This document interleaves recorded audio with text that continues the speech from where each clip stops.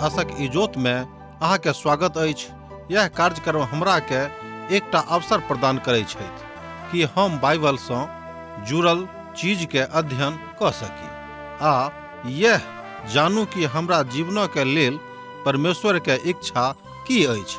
ई उद्देश्य के संग हम यह कार्यक्रम अहाँ के लेल प्रस्तुत क रहल छी।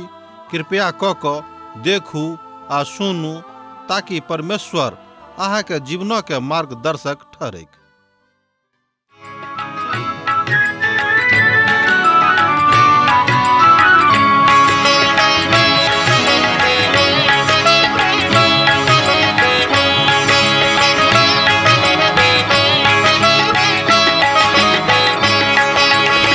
हे प्रभु यीशु है तारनहारा, हे प्रभु यीशु है तारनहारा।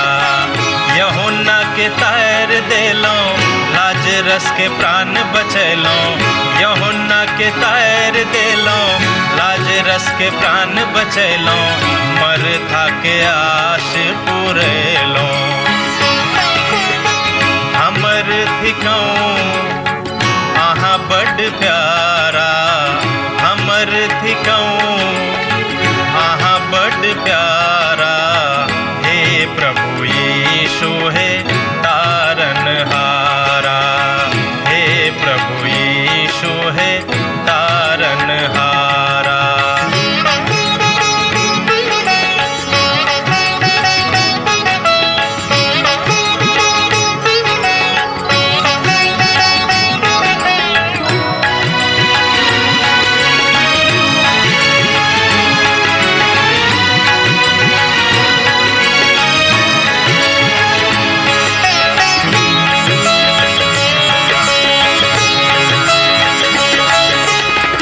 सकल निधान करुणा निधि यीशु, सकल निधान करुणा निधि यीशु।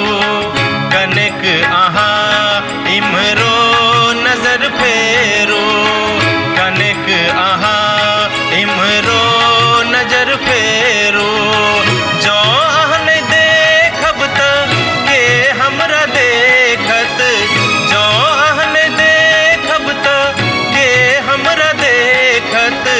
दुखक काल में के हमरा सेवत, दुखक काल में के हमरा सेवत।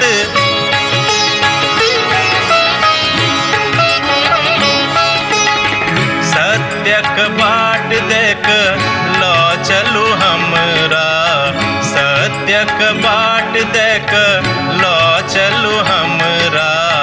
हे प्रभु यीशु है तारनहारा, हे प्रभु यीशु है तारनहारा।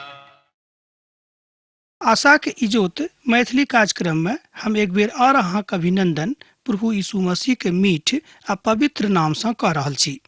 आजुक दिन हमरा सब 18 अध्याय में छी आ तकर 20 पद से ल क 24 पद धरि के अध्ययन करब। तहन आजुक अध्ययनक आरंभ हमरा सब 20 पद के पढ़ि क करलो है। जो अहाँ के लग पवित्र बाइबिल अछि त हमरा संगे खोल लिया। हे स्वर्ग और हे पवित्र लोग सब और हे प्रेरित सब और हे भविष्यवक्ता सब, हुनका ऊपर आनंद करियो, कियाक त परमेश्वर न्याय क क हुनका सँ अहाँक बदला ल लेने छथि। प्रकाशनक पोथी 18 अध्याय तकर 20 पद में हमरा लोकन ए बातक देखे छी। ई बड़ आनंद के गप थिक। आ जे स्वर्गक बात अछि ओ बिल्कुल अलग अछि। एठाम त ई अंतिम संस्कारक यात्रा अछि आ ई त बड़ जवाब देबो वाला मौका अछि। आ संत लोकन ए बातक ल क प्रार्थना क रहल छथि। पुराना नियम के संत सब भविष्यवाणी कैलाहा और ई सबटा बात त पूरा भ गेले के ई त बड़ आनंद के कथा थिक।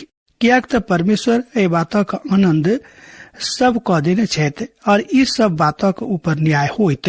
अब आजुक दिन में अहाँ के हृदय कत अछि अर्थात कत केंद्रित अछि ई त अहाँ के ऊपर थिक।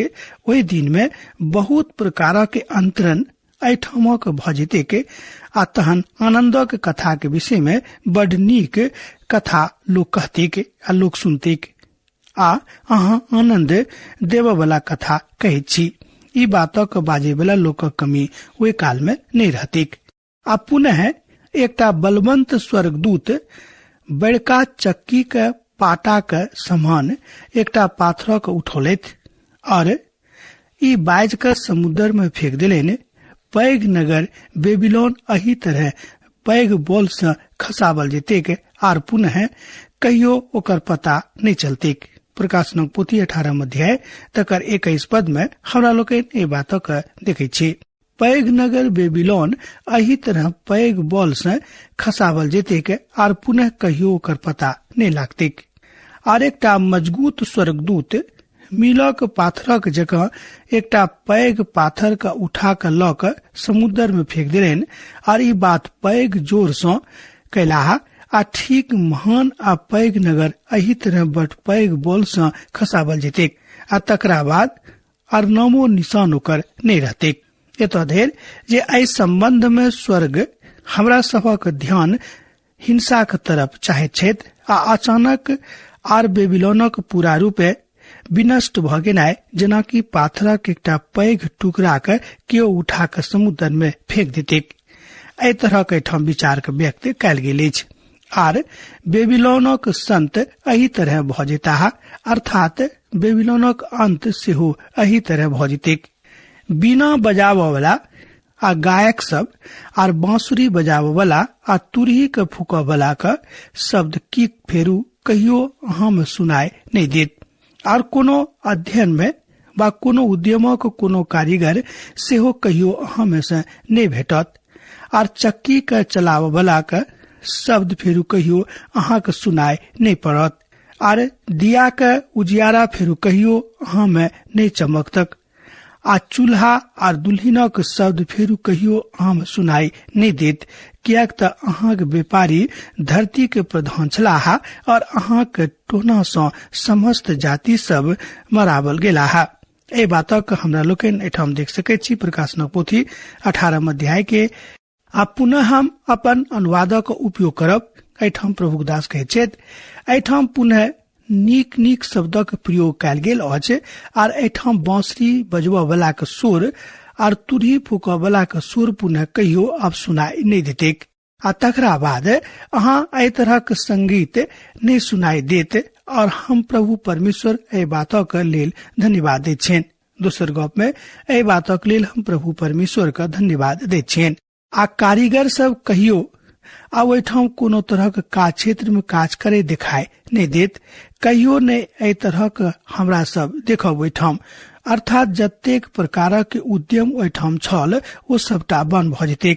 और दिया के इजोत अब ओहिठाम कहियो नहीं चमकते आ समस्त प्रकारक इजोत ओहिठाम से समाप्त भ जेते। और अब दुल्हा और दुल्हनक शोर अब से कहियो ओहिठाम सुनाई नहीं पड़ते। हमरा लोग देखे छी कि बेबीलोनक दुर्दशा केहन भ जेते। ई परमेश्वर के महान न्याय थिक। हमरा सब गोटे के परमेश्वर के महान न्यायक दिस चिंता करबाक अछि। कियाक त परमेश्वर महान न्यायक दिस अहाँ बा हमरा ल जाय छथि। आब एठाम कहियो विवाह शादी नहीं हेते। कियाक त अहाँ के व्यापारी त धरती पर के प्रधान छलाह। कियाक त समस्त देश त अहाँ के ऊपर हरखित रहे छलाह। आ अब समस्त देश अहाँ से ठगल गेलाह। अब विश्वास करे छी जे अब हम ओहिठाम कहियो ओहि तरह के संगीत सुनाई नहीं पड़त। आर अब से कहियो ओहिठाम शैतानक झगड़ा बा जे जादू टोना नहीं हैत। आर यह त युगक अंतक दिस इशारा क दैत अछि। ओ सब लोकक धोखा दैत छलाह और लोक विचार करे छलाह। नामी संगीत बेबीलोन में समाप्त भ जेतै। जाय विषय में हमरा लोकन पवित्र पोथी में अध्ययन कयने छलहुँ है। आ बहुत विद्वान सब एहि विषय वस्तु पर बहुत पैघ पैघ पोथी लिखने छथि। और प्राचीन संगीत में सेहो समाप्त ओहिठाम से कयल जेतै। अर्थात जे प्राचीन संगीत शैली ओहिठामक छलैक आब लुप्त प्राय भ जेतै। आर मसीह विरोधी के आत्मा सेहो ओही में समाप्त भ जेतै। आर नगरी के जे बात ओहिठाम छल जे चमकदार इजोत सदाक लेल समाप्त भ जेतैक। दोसर गप में आब ओहि ठाम के नगरी के चमकदार इजोत सदाक लेल समाप्त भ जेतैक। उत्पत्ति पोथी 4 अध्याय तकर 16 पद से लऽ कऽ 22 पद में हमरा लोकन ए बातक देख सकै छी। ओतऽ सेहो पक्का एही बातक विषय में बताओल गेल अछि। सामाजिक आ पारिवारिक जिंदगी में सेहो समस्त समाप्त कयल जेतैक। पैघ पैघ व्यापारक मनसा आ प्रकरण समाप्त भ जेतैक। नगर समस्त संसारक मसीह विरोधी के द्वारा आराधना क के धोखा द देतैक। ई बड मजबूत इशारा अछि। अहाँ बुझ रहल छी ई इशारा कोन तरह के अछि। भविष्य वक्ता आ पवित्र लोग सबसँ आ धरती परक समस्त घात कई लोकक सोनित वही में पावल गेलैक। ए बातक अहाँ देख सकै छी प्रकाशनक पोथी 18 अध्याय तकर 24 पद में। प्रभुक लोकक संगे एहि नगरी में नीक व्यवहार नहीं कयल गेलैन। एतद हुनक न्याय कयल जेतैन, अर्थात हुनक न्याय कयल जाइत अछि। ई तऽ शैतानक नगर अछि आर आरंभ में ई खूनी छलाह। हमरा लोकन ए बातक पवित्र पोथी के अध्ययन में देखे छी कि बेबीलोन के आरंभिक अवस्था कोन तरह रहैक। बेबीलोन तो ओ नगर छल जे खून करैत छलाह। हिनक अंतिम आराधना छल। ई तऽ परमेश्वरक लोक खून करवा दैत रहैक। दोसर गप में ई नगर तऽ परमेश्वरक लोकक खून करवा दैत छलैक। आब जे बात एठाम हमरा सब देखलहुं हैं ओ छल बेबीलोनक विनाश भेनाइ आ हमरा सब पुरना काल के आन नगर में आर सभ्यता के ऊपर ध्यान ल जायब जे सब खसल छल। एठाम अछि रोमी साम्राज्यक उदय आर पतन। अहाँ जानैत छी कि रोमी साम्राज्यक उदय भेलैक आ हुनक पतन कोना भेलैक। इतिहास ए बातक के गवाही दैत अछि कि रोमी साम्राज्य के अंत हुनक घमंड के कारण, हुनक घमंडी व्यवहार के कारण, हुनक उत श्रृंखल व्यवहारक कारणे भेल रहैक। एहि विषय पर एकटा पोथी लिखल गेल छल। जाय पोथी के लेखक एहि पोथी के 1788 ईस्वी में लिखने छलखिन। ओ एहि पोथी में 5टा प्रकारक बतौने छथि जाय कारणे एहि साम्राज्य के अर्थात रोमी साम्राज्य के अंत भेल छलैक। कियाक तऽ सभ्यता के उदय होइत अछि और कियाक तऽ सभ्यता के अंत भ जाइत अछि। कारण की अछि कि सभ्यता अपन नीक बातक लऽ कऽ उदित होइत छथि आ जहन हुनका घमंड भ जाइत छनि तहन सभ्यता खराब बातक कारणे अंत भ जाइत छथि, अर्थात हुनक अंत भ जाइत छनि। पहिल बात जे सभ्यता के पवित्रता के कायम नहि राखैत अछि या तऽ मनुखक समाजक बताबैत अछि। पहिल कारण छल। दोसर कारण कारक बेसी बेसी कऽ देनाइ, अर्थात लोक सब अर्थात राजा बहुत बेसी लोक सबसँ कर लेनाइ शुरू कऽ दैत अछि, खर्च करनाइ एम्हर उम्हर कऽ दैत अछि, अर्थात अनेरे के खर्च राजा बढ़ा दैत छथिन। तेसर कारण छल सुख सुविधा के आ आरामक लेल काज केनाइ। खेल प्रत्येक बरख बेसी उत्तेजनात्मक भ जाइत अछि, बेसी खतरनाक और बेसी अनैतिक भ जाइत अछि।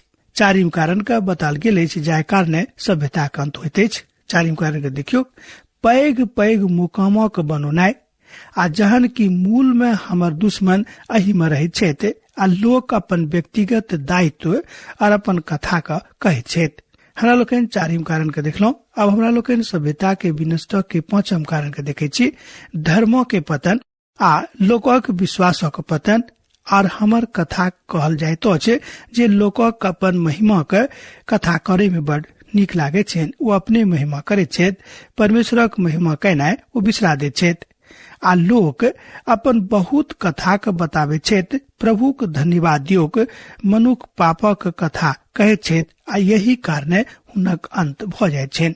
एठाम लेखक प्रभु के धन्यवाद दऽ रहल छथि कि कोन कारणे हुनक अंत भ जाइत छनि।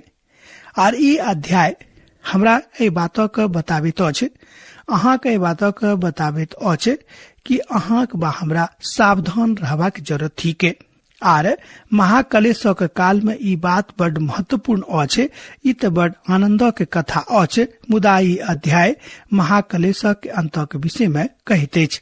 आ अगला अध्याय में हमरा सब प्रभु यीशु मसीह के एहि धरती पर आबे देखब आ ओ एहि धरती पर सँ एहि अन्हारक समाप्त कऽ देतैक जे एठाम पापक कारण पसरल छलैक। आर एहि बातक बड नीक आ शांतिक कथा के ओ कहैत छथि और यह हुनक आगमन के ई नकारात्मक पहलू छलनि जाहि कारणे हुनका एहिठाम आबय पड़लनि। अर्थात तकरा बाद हम देखे छी सकारात्मक विधा के जे हुनक अयबाक अछि। प्रभुक दिन अर्थात जे प्रभुक दिन अछि आब एहिठाम समाप्त भ जाइत अछि आ अध्याय एहि बातक आह्वान क दैत अछि कि अब हुनक सहस्राब्दी के आरंभ भ जेतैक। अर्थात प्रभु यीशु मसीह एहिठाम आबि क अपन 1000 वर्षक राजक स्थापना क देता है। हमरा लोकनि प्रभु के महिमा क प्रभु के न्याय क देख रहल छी। तकरा बाद हमरा लोकनि 20 अध्याय के 20 पद में एहि बातक देखे छी कि सहस्राब्दी के अध्ययन ओहिठाम बताल गेल अछि। सहस्राब्दी के विषय में विस्तार क क ओहिठाम हमरा अहाँ के सिखाओल गेल अछि। और अब हमरा सब महाकलेशक काल में एकटा अंतिम बेर ध्यान दियोक। अब वो बातक कहवाक विषय में जरूरत नहीं अछि, मुदा कने हमरा लोकनि किछु कालक लेल किछु क्षणक लेल देखब। पूर्ण काल अछि 7 वर्ष के और समाप्त अर्थात 7म सप्ताह के अछि। ई त दानियल के भविष्यवाणी में छल। पुराना नियम में दानियल एहि बातक 2 भाग में विभाजित क देने रहैत और नवा नियम में यूहन्ना एहि कालक 2 भाग में सेहो विभाजित क दैत छथि आ ओ 3.5 आ 3.5 वर्षक अछि। जेना कि हमरा लोकनि पुराना नियम में देखने छलहुं हैं कि दानियल एहि काल का 70 सप्ताह में बांटने छलखिन। एहिठाम वही बात का नवा नियम में यूहन्ना 3.5 वर्ष में बांटे छथि अर्थात 2 भाग में। अब जहन एहि धरती के कलीसिया छोड़ कर ध्यान दियो, अब जहन धरती के कलीसिया छोड़ कर जाइत अछि तहन मसीह विरोधी शांति के मंच पर राज करबाक लेल अछि एहि धरती पर आबैत अछि। ओ एकटा निरंकुश राजा के रूप में आबैत छथि। सहस्राब्दी के प्रथम प्रभाग में नाम और समृद्धि दिखाई पड़ैत अछि और ओ बात मनुखक प्रति रक्षात्मक विधा के दिस ल जाइत अछि। ओ झूठा शांति के ल क एहि संसारक ऊपर कथा करैत छथि आ जे समस्त सरकार और समस्त धर्म हुनके द्वारा नियंत्रित होइत छनि। आ जहन ओ काल ओहिठाम आबैत अछि आ जहन ओ काल आबि जेतैक तहन एक दुनिया भ जेतैक आ संपूर्ण संसार में एक धर्म भ जेतैक आ सब केओ विश्वास करतैथ जे संसार सहस्राब्दी में प्रवेश क गेल अछि आ संसार ओहि काल धरि बनि जेतैक और ई तो ओहि काल के महान झूठ होइत। श्रोता मित्र, पिता परमेश्वर अपन पवित्र वचन में कोनो बातक लुका छुपा के नहीं मुदा बड़ स्पष्टता के साथ हर बात के बाजने छथि। कलीसिया जे प्रभु यीशु मसीह के देही अछि ओ एहि धरती पर सँ हटि जेतैक अर्थात महाकलेशक काल आबे सँ पूर्व कलीसिया एहि धरती पर सँ हटि जेतैक, उठा लेवल जेतै और ई मसीह के दुल्हन बन जेतैक और हमरा सब दुल्हनक बड़ शीघ्रता में देखब। एहि बातक चर्चा एहि पोथी के अंतक करीब में आबैत अछि। इब्रानी सब पुनः एहि धरती पर आ इसराइली सब पुनः एहि धरती पर परमेश्वरक राजा के गवाही ठहरता है। 1,44,000 बा मजबूत बनावल गेल जे सेना छल एहि बात के गवाही देतैथ। आत्मा के जे बात एठाम कहल गेल अछि तकरा विषय में एहि धरती के मसीह गवाही ठहरता है और एठाम एहि धरती पर गैर यहूदी के सील क देतैक आ लगभग ई 7 साल के मध्य में अर्थात ओहि कालक मध्य में होइत जे उत्तर दिशा से आबैत अछि। अर्थात हमरा लोकनि एहि बातक बड़ स्पष्टता के साथ एठाम देखे छी आ हम विश्वास करे छी जे रसिया होइत और इसराइल के प्रतिपक्ष में मुड़ता है। परमेश्वर रसिया के न्याय करतैथ जेना कि केओ न्याय सदोम और गमोरा के कने छलखिन। आ जो अहाँ ओहिठाम के तस्वीर के देखब आ देख चाहे छी त एहि बातक अहाँ एजेकियलक पोथी तकर 38 अध्याय में देख सकलू हैं और ई बड़ बातक बताबैत अछि और ई बाढ़क युद्धक दरवाजा के खोल दैत अछि आ मसीह विरोधी एठाम एमर ओमर होइत अछि आ पापक मनुख मसीह विरोधी के इसराइली के संगे अपन वाचा के तोड़ता है। मध्य पूर्व ई सबटा गतिविधि के केंद्र भ जेतैक। बेबीलोन राजनीतिक और आर्थिक राजधानी संपूर्ण संसार के बन जेतैक। एतद हमरा लोकनि देखे छी कि एकटा खास नगर बस जेतैक। ओहि नगरी के ठाम बेबीलोन कहल गेल अछि। एहि विषय पर हमरा लोकनि चर्चा क चुकल छी। आर यरूशलेम जे जरुब्बाबेल के सदों कहित अछि आ संपूर्ण संसार के धार्मिक राजधानी बन जेतेक। मसीह विरोधी रोम में अपन गतिविधि का आरंभ क देतेक और झूठा भविष्य वक्ता सब यरूशलेम में अपन अपन गतिविधि का आरंभ करता है। मसीह विरोधी जन सत्ता में आब जेतेक वो पुनः बेबीलोन के बनोतेक आ झूठा कलीसिया मसीह विरोधी के द्वारा नष्ट कैल जेतेक आ वो संसारक राजा के द्वारा होते आ वही बातक कहित अछि। प्राचीन बेबीलोन जे फारस नदी के कछार पर रहे वो संसार के राजनीतिक और आर्थिक राजधानी बन जेतेक। एहि बातक भविष्यवाणी एठाम बड़ स्पष्टता के साथ कैल गेल अछि। अब जो एकटा एहि बातक अहाँ ध्यान देवे तो अहाँ पाएब जे छोट राज पूर्व मध्य के एहि संसारक तेल अनबा के विषय में कहता है आ रोक देता है। तहन संपूर्ण संसार ओकर पैरक नीचा में आबि जेतेक और वही काल में बेबीलोन पुनः संसारक केंद्र बन जेतेक। आ एहि बातक के विषय में ठाम बताल गेल अछि कि बवाल बढ़ल चल जेतेक आ जे ओहि काल में संसारक के बड़ पैघ नगर एकटा गली के समान बन जेतेक आ ओ त माठ वाला गली भ जेतेक। न्याय परमेश्वर सँ अछि धरती पर आबि जेतेक। अचानक ईश्वर विहीन संसार खूब आनंद कर लगता है आ एक के धक्का में संसारक 1/4 जनसंख्या नाश भ जेतेक। यह कहियो हमरा लोकनि एहि भविष्यवाणी के देखे छी त मोन जे प्रभु के संगे छथि हुनक डेराइत छनि कि संसारक संगे की होमे जा रहल अछि। आब एकटा कथा के एठाम बाजल गेल अछि जकरा विषय में हम अहाँक लग में ओहि बातक स्पष्टता में राखय चाहैत छी आर ओ अपन कथा के सात्विक रूपे कहल जाइत अछि अर्थात सात्विक रूपे बतौने छथि। ओ परमेश्वर स्वर्गक बताबैत अछि। सेना इस्राएली के तरफ कूच क गेल छलैक आर 3.5 बरख धरि युद्ध लगातार चलैत रहतेक। ई त आर्मेगेडोनो के युद्ध नहीं अछि। हमरो सब मनुखक एही तरफक कूच करता है। वो सब ओहिठाम लड़ाई झगड़ा में व्याप्त रहता है आ ओहिठाम घोड़ा के जे सोनीतो के विषय में पूछल जायत अछि ओ त लगभग 4 फीट गहीर छल। आर ई त उत्तेजनात्मक कथा नहीं अछि कियाक त हमरा अहाँ के उत्तेजित होबाक जरूरत नहीं थिक। आर एहि डरक अवस्था में एहि प्रक्षेत्र में शैतानक राज समाप्त भ जेतेक अर्थात समाप्त भ जाय छनि। ओ राजा के राजा प्रभु के प्रभु एठाम तकरा बाद आबैत छथि। अहाँ बुझाने छी कि राजा के राजा आ प्रभु के प्रभु किनका कहल जाय छनि। प्रभु यीशु मसीह के राजा एहि धरती पर आबि रहल छथि। एहिसँ पहिने कि ई सब भ जायक हुनक कलीसिया हुनका संगे एठाम एहि धरती पर सँ जायक आ तहन कलीसिया पुनः धरती पर घुरि के आयत हुनका संगे आ जहन ओ अपन राजक स्थापना करबाक लेल एठाम एहि धरती पर औताह। कलीसिया एहि सबटा बातक पूरा होइतेक अर्थात होयबाक लेल भ सकैत अछि कियाक त एठाम सबटा बातक हमरा सब इतिहास में देखे छी कियाक त इतिहास में ई सब घटना घट चुकल रहतेक आ जे घटना घटवला अछि से आगां घटतेक। अध्याय 4 सँ ल क अध्याय 18 धरि कलीसिया के हमरा लोकनि आशा के दिस ताकै छी कियाक त कलीसिया प्रभु सँ आशावान रहैत अछि। ई बड़ आनंद के कथा थिक। अपन महान आप महानता के कारणे अपन परिमहानता के कारणे प्रभु यीशु के उपस्थित होयबाक लेल ताक रहल अछि कियाक त महान परमेश्वर महान प्रभु यीशु मसीह एठाम एहि संसार में एहि धरती पर अबैया छथि। हुनका दिस अहाँ बा हमरा बाट जोहबाक जरूरत थिक। हमरा सब नहीं जाने छी कि जाहि दिन में परमेश्वर एठाम एहि धरती पर घुरि के औताह हमरा सब त ओहि काल में नहीं जाने छी जाय में ओ औताह आ कोन काल में औताह। ई बड़ शीघ्रता में भ जेतेक वा भ सकै छै।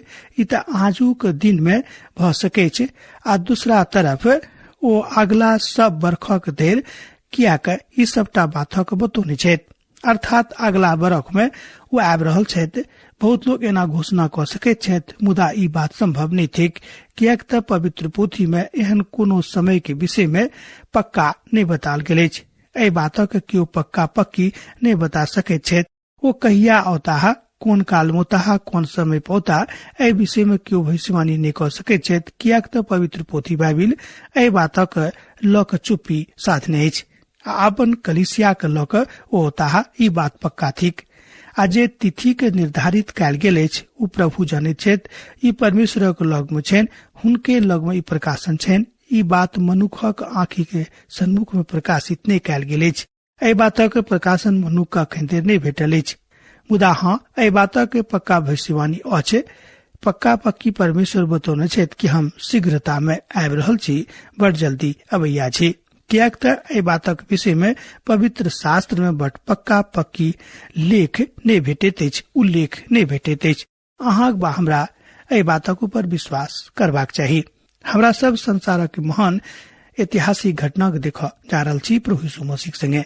अब हमरा विदा दिया, अहाँ से विदा होय के काल भ गेल। यीशु के नेह अहाँ के जिंदगी में बनल रहे। आमीन। हमर विश्वास अछि कि ई कार्यक्रम अहाँ के लेल लाभदायक सिद्ध अछि। हम चाहै छी कि अहाँ अपन आशीषक के हमरा संग साझा करू। जँ अहाँ के नजीक बाइबल सँ आ जीवन सँ संबंधित कोनो प्रकार के प्रश्न भ सकै अछि तऽ अपन समस्या के लेल प्रार्थना करबा के लेल जँ चाहै छी तऽ हमरा फोन नंबर पर जरूर संपर्क कऽ सकै छी। परमेश्वर अहाँ सब के लेल एकटा सुंदर, सुखद, आनंदित दिन प्रदान करैक।